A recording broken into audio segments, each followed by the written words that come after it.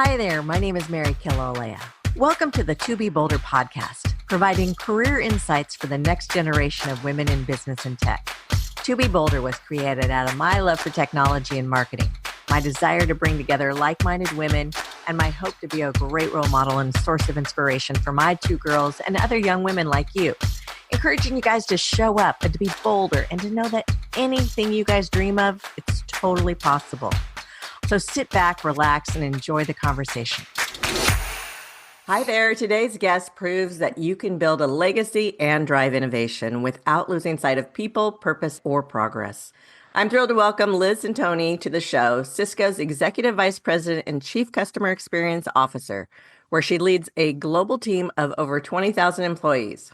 Her mission to create personalized, predictive, and proactive experiences powered by AI. With nearly 25 years at Cisco, Liz has climbed the ranks, led transformative initiatives, and carved a path forward for women in tech. She's been a pivotal leader during the waves of change from cloud to security, and now the importance of embracing AI.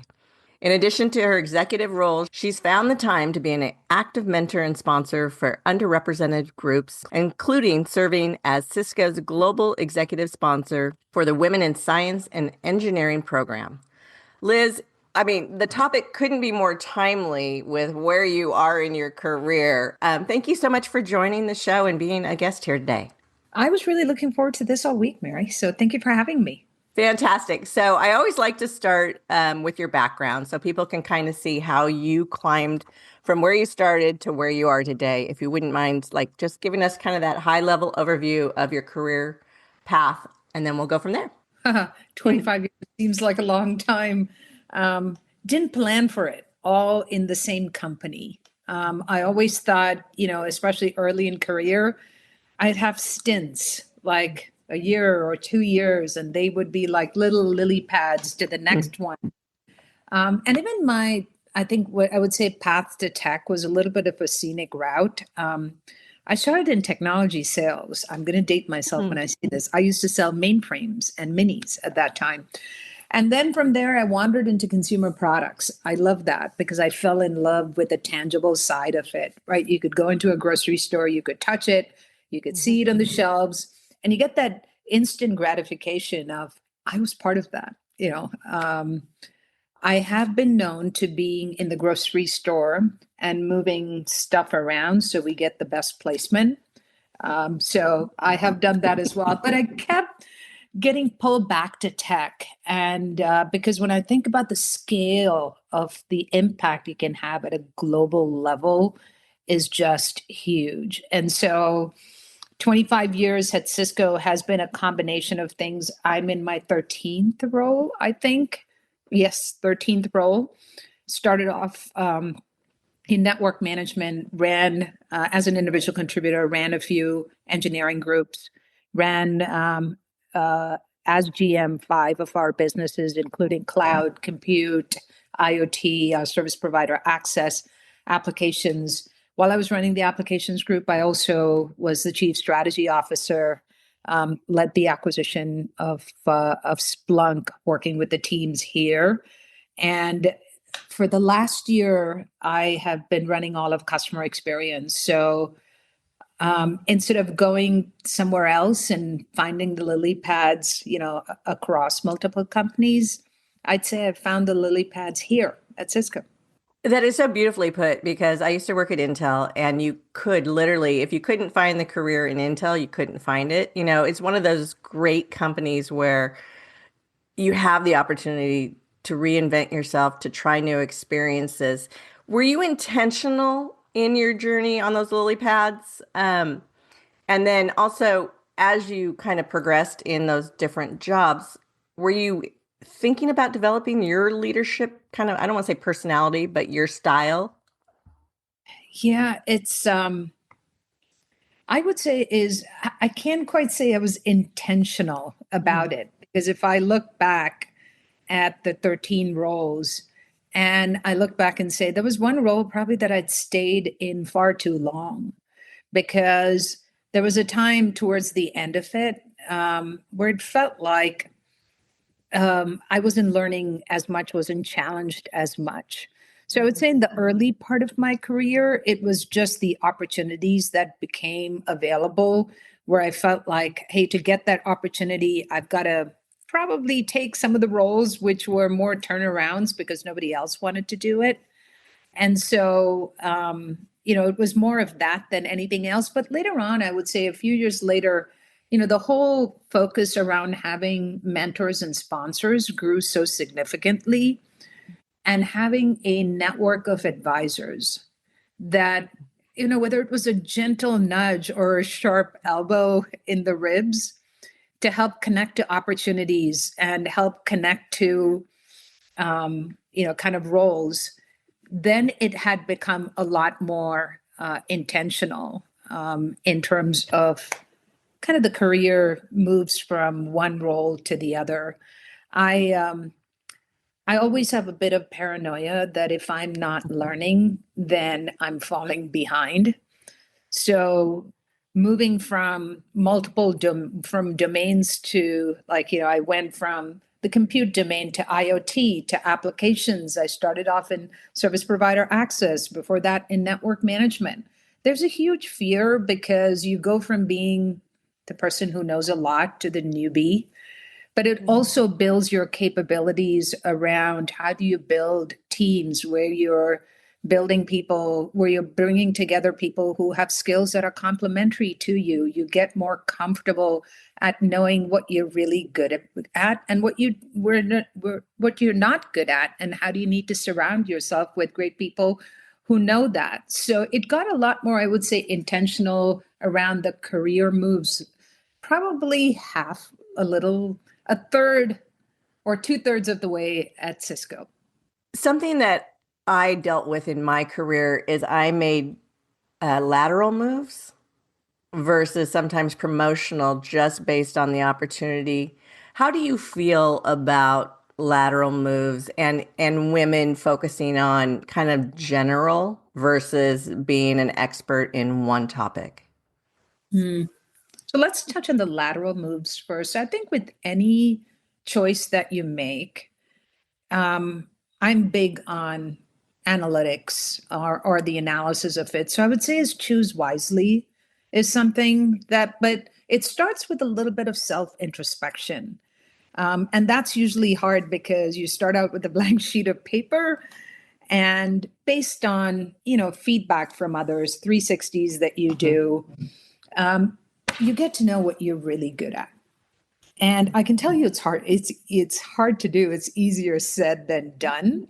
And then what are the capabilities that you want to build? And you have to be intentional about your career journey, and that could be within a technology domain. It could be around, hey, it's really around, I want to grow around not just that technology domain, but I want to get breadth across multiple domains. And I want to be able to climb the ranks as a leader from a leadership standpoint. That comes from within. I don't think anybody else can define that for you. So it's the story that you write. Mm-hmm. And many times when I mentor folks and they say, what do you think I should do next? Is more around, I can guide you once you've done that introspection. And that comes over a period of time as you go from early in career to mid-career as well. So when a lateral move comes up, it has to line up with what's your goal at the end of the day. Is it about learning a new technology? Is it where you get to work with some of the people you're truly impressed with and you can learn from them? Is it around getting more leadership skills? And so that then leads to another lily pad somewhere else. I do believe that being intentional, and hence the choose wisely part, comes into play. Even as I say choose wisely, on the lateral side, it's almost like sometimes you take risk. And when I look back, probably many of the moves that I made that at that time just seemed risky, new domain, kind of where you had to build back a product after it was on the downslide already. Those are the places I learned, the most, I would say. So in both of those, whether it is around staying in one technology domain or not, I would say even if you decide that you're within a technology domain, there's opportunities where continuous learning has to be a big part of it. So even within the domain itself, how do you learn a lot more? Because if you're stovepiped within a domain, you got to ask yourself, where are you growing? How are you contributing? What's the impact that you can make? Because sometimes when you're a little bit stovepiped within a particular domain and you feel like there's not a lot of things and it's slow moving, you have this, echo chamber view as well. So I would say is there's not a right or wrong answer, Mary, is the way I look at it. It's more around what are your goals and objectives and being intentional about the paths that you've picked that move you there. And like you said, it could be lateral, it could be climbing the ladder, it could be a combination of both. I love those insights. You mentioned earlier mentors and sponsors that you've had in your career, and you mentor other women as well. What advice do you have for women seeking mentors or sponsors? That introspection part is really, really important. Is around, I start with what am I seeking to know more? What am I seeking to, it could be around skills like, wow, I like the way that she presents. I love that how she's brought in the technical depth, but is able to simplify it for the audience itself. And then where's the technical audience? She goes into a lot more details. How does she do that? So that's an example of where you've looked at, kind of what are you really good at? What do you want to add? And I would say you have to be intentional about picking mentors as well. Like how are the mentors going to help you? It could be around a particular technology domain. It could be other skills that they have. It could be the connections that they have as well. So have an objective before you just kind of reach out. And then when you reach out, outline why you're reaching out and what are the things. And, the person may come back and say, hey, actually, I'm not that great at these things, but let me talk to you about this other person who it could be. Or, yep, actually, I'd love to, but, here are the things around where the whole overall framework within which we work. Many times I see people come in with just a very broad, I want to be mentored. I'd say you have to do some homework up front on what you're seeking and who are you seeking it from? That's excellent advice. What's something that surprised you about the path to executive leadership that you didn't expect when starting out? When I think about this I think the path to leadership, there's a few things. I'll start with the classic, as a woman in tech, like the challenges you face around being seen, being heard, and being taken seriously, right? So I faced all of that, by the way.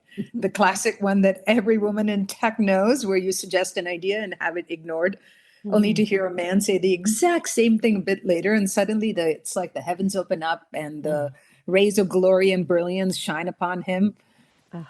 I used to think that, geez, I think I was not clear enough or not confident enough in terms of what I said. And it took me a long time to realize that it was not about how I was saying it, it was who was hearing it. And learning to navigate that without losing my authenticity, that took some time. It was tough, but that took some time. The other one I would say was having to walk this tightrope between seen as too aggressive or not assertive enough. Like if I speak up firmly, it's like, ooh, intimidating or difficult or emotional. So finding a way without being labeled, I felt like it was a little bit trial and error. And candidly, I would say is I'm still calibrating some of that even today. I mean, I'm getting goosebumps because literally what you're talking about is so relevant for women today. And it's fantastic to hear women at your level be transparent about this actually happening and how you're helping demonstrate women can do it. So thank you for that. What do you believe has helped you build trust as you've led such a large organization? So my team, the overall team is about 21,000 people. And so I would say is at that scale, you cannot be everywhere at once. So authenticity becomes everything, right? People need to know, what do you stand for? And trust that you will show up the same way, whether you're talking to the board or you're talking to like the newest member, the newest engineer on the team. In building trust, to me, I do think it starts with having a unified vision and a clear sense of purpose with a really concrete plan to get there. For me, it's important that every one of our team members has a clear line of sight around the work that they're doing. How does it support our strategy and priorities? Every month, I have what we call a monthly customer experience sync. We had one this morning, and people who join live can do. Others will listen to it. They'll listen to a recording of it. I always start with the priorities because I want to get to a point where every team member can repeat that. Because what this approach does is it resonates around what is our priorities. It resonates our vision on putting the customer at the center of everything we do. It creates that sense of purpose. It guides our strategic decision. It helps our teams align. It helps our partners align, and helps our customers understand our mission. So that is important in terms of trust. The other thing I do is I do spend time listening. I read messages from anyone and everyone. I may have missed a few here and there. And so, and I do think that empathy and emotional intelligence and help me read between the lines, right? Because I do think that if you want trust, that strategic thinking has to come with a human heart. And it has to be laser focused as well, right? So, so these are all the things. It's like being consistent. For me, it's important that it needs to be accountability paired with the empowerment. We have a clear vision and strategy. We know what needs to be done. We're executing on it together with fury. So it's a whole host of these things, Mary. It's not just one particular thing. It's that consistency. It's that accountability, the empowerment, the continuous learning path, the empathy, the emotional intelligence, the communication that you do, the way you show up, and the consistency in how you show up. You don't massage the message. People hear who you are and what you stand for, and they trust that you'll show up the same way every time. I might be a little biased, but I think women are so good at emotional intelligence, and I think it's just innate in who we are. So you worked in emerging technologies, cloud, security, and now AI. How do you stay focused on the tech at the helm of what you're trying to achieve when there's such a fast pace of innovation? Learning has always been part of who I am. Right? So my career has been shaped by experiences leading businesses within Cisco that were emerging technologies, like they had their hype cycle. When I came into IoT, we were talking about $1 trillion market. Talk about a hype cycle on that. And so it represents this huge kind of challenge for leaders to kind of balance, hey, there's excitement and expectations with real world challenges around investment and, unmet promises and organizational fatigue. But can I tell you that with AI, I feel like this is something I'm learning every single day. And every single day I feel dumb because the pace at which it's moving, I feel like I can't keep up. But what keeps me grounded is keeping the customers at the center of everything. Like if I look at, we in customer experience, we were doing AI and automation, especially predictive, for quite some time, right? That's the way we were able to automate so much in customer support. Like 60% of our 1.67 million trouble tickets are automated using AI, right? But with generative AI and agentic, especially, the opportunity is huge. It's like CX is the biggest playground for it. But the technology and the conversations are way ahead of where our customers are in terms of deploying it. So I keep myself grounded by keeping our customers at the center of everything, because the tech may be moving at light speed, but our customers are a little bit more slower, some faster than the other. Yeah. And with every technology, I'm always asking, how does this solve like a real problem for our customers, whether it's today or even a problem they don't even know that exists in the future? So what's the use case? And I do think that that helps cut through some of the noise. The second thing is, I am super fortunate where I have a lot of smart people that I can go to, Mhm. and they help me understand what's worth paying attention to. Like I always ask people, what do you listen to? Which podcast? Who are you following? What are the courses out there that you take? I am taking courses on a regular basis. And so I curate a set. I get help from others to even curate a set of things that where I have made it a requirement on myself that on my weekdays, I will spend at least an hour listening to something new, looking up something new. On the weekend, I actually take classes. Because the way I look at it is, my job is not to be the smartest person in the room about every technology. My job is really to connect the dots between what's possible and what our customers need. I love that. The growth mindset has never been more prevalent, or no, more important.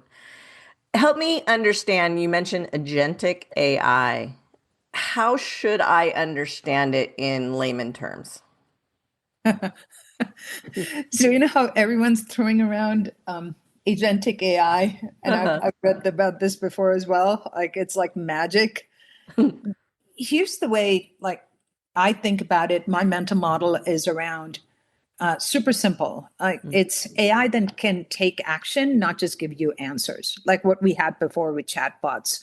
And I look at this around, how do I compute this by myself, right? If I look at traditional AI in customer support, our teams might be able to tell you, our chatbots like can tell you like, hey, I can see your network is down, here are the 3 steps to try to troubleshoot the issue, because it's using a very good digitized knowledge base from like 40 years of how we've seen all of these issues and we've addressed them before. So it leverages that to provide steps on how to help you find the root cause in the issue, right? So it's very reactive, it's focused on break fix.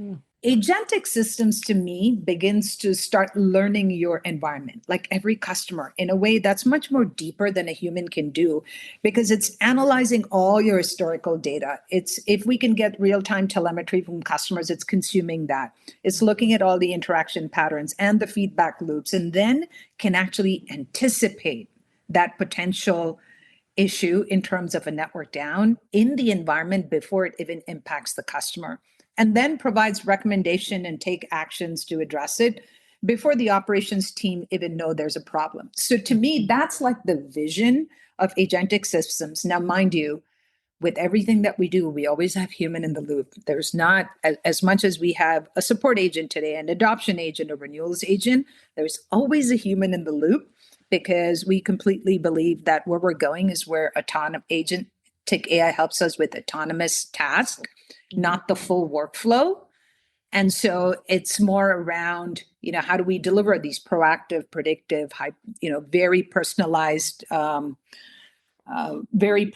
experiences for our customers. And why in CX? Because in CX, you have like, it's very people intensive. It's lots of repeatable workflows, so very repetitive and lots of data, right? So this is how, from traditional to where we are with agentic, it gives us the opportunity to solve some of these problems that we've been circling around for multiple years, problems that I call boring problems. They're Yeah. not glamorous. You don't hear a lot of people talking about that, but they're boring problems that my customers are faced with every day. I thank you for explaining that. That definitely helped kind of connect the dots there for me. And I love the fact that you said the human element still remains. What do you tell people who fear that AI is going to take over their job, their, lives? Yeah.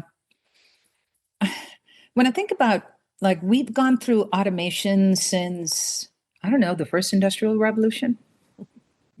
And jobs have changed. It's not the same kind of jobs, etc. So I have healthy concerns. They're not paralyzing fears. And here's the way I look at it. What is it doing for us internally? As part of working in a large company, we have taken for granted that, there's going to be friction in terms of working. There's a bunch of cognitive load. You've got to spend a lot of time analyzing data, creating proposals. I have a renewals team. They spend 40% of their time doing this, which means it's 40% of the time they're not spending with customers. We have a renewals agent that's looking at how do we, autonomously take some of those tasks, and it still needs the human to validate it. So the human is always in the loop, but it takes away the cognitive load from what they have to do, because I'd like them to, where we digitize a customer's intent so they know what the customer bought our capabilities for. I'd like them to spend more time with their customers around ensuring that the adoption team is also working closely in terms of getting that technology adopted so our customers get time to value, and then they'll do the renewal. In this case, I'm trying to create more capacity. I am not trying to take away the jobs. I'm looking at it and going, there's a portion of the customers that we're not covering today. I'm not planning on adding any headcount to the team, but I want to be able to reduce the cycle time and get us to cover more customers. Will some of the roles that we're doing morph? Absolutely, because some of the lower complexity things that my teams are doing, I would love for that to be where an agent is helping doing that in the background, whether that agent is triggered by humans or whether that agent is triggered by events. And my team focuses more on some of the much more complex cases today. And because if I ask my team, hey, how much time of your time is really spent with problem solving and being creative versus doing rote work, I would like to increase the amount of time that they spend on the creative and more problem solving.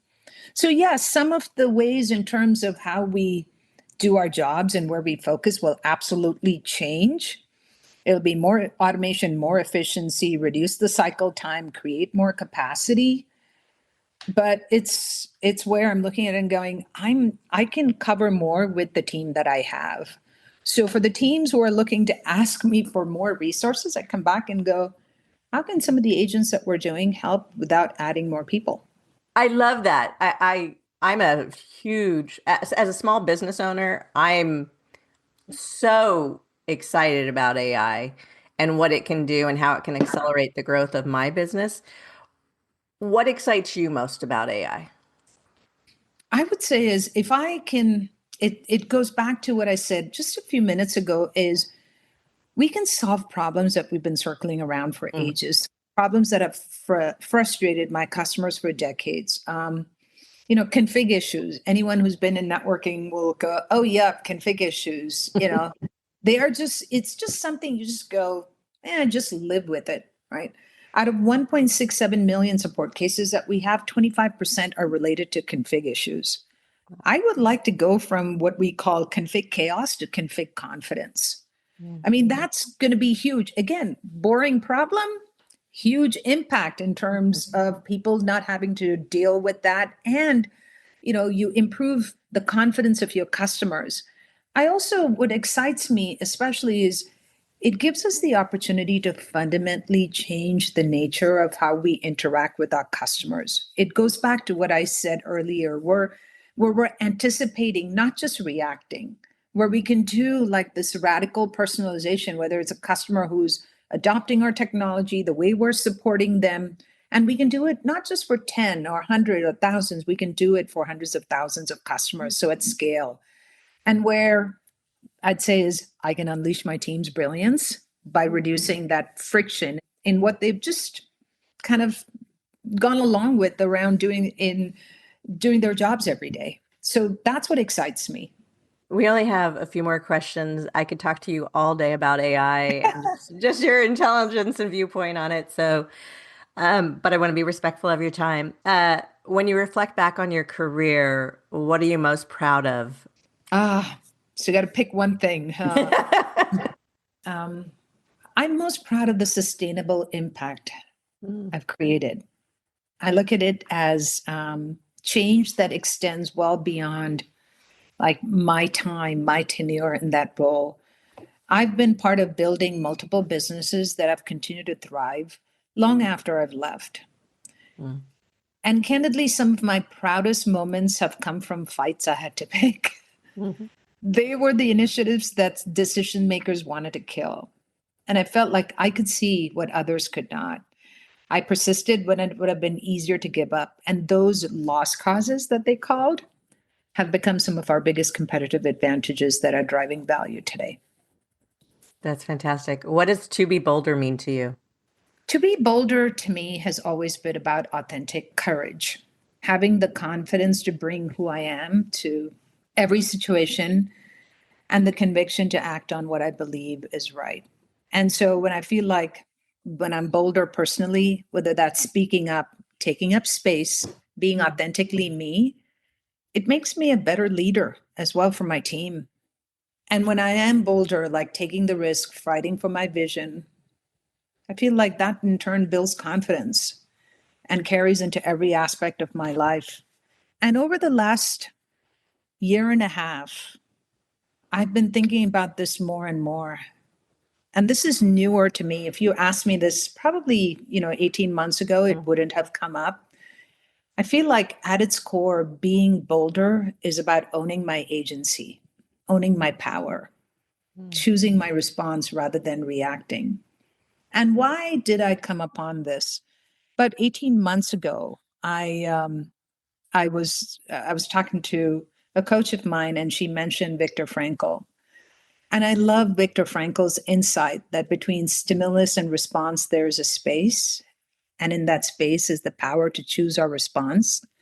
And in our response lies our freedom and our growth. And being bolder means to me is expanding that space, taking ownership for my choices, and recognizing that I always have agency every single time. Liz, it has been amazing to have you here. I appreciate you taking the time, sharing your knowledge and your journey with everyone. So thank you so much. Thank you, Mary. This was so much fun. I really loved it. Thanks for listening to the episode today. It was really fun chatting with my guest. If you liked our show, please like it and share it with your friends. If you want to learn what we're up to, please go check out our website at 2bbolder.com. That's the number 2, little b, bolder.com.